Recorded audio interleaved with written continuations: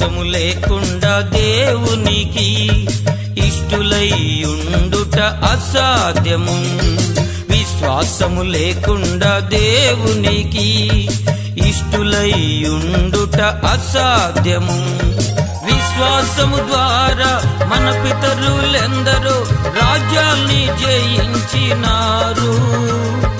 విశ్వాసము ద్వారా మన పితరులెందరో రాజ్యాల్ని జయించినారు. విశ్వాసము లేకుండా దేవునికి ఇష్టులై ఉండుట అసాధ్యము.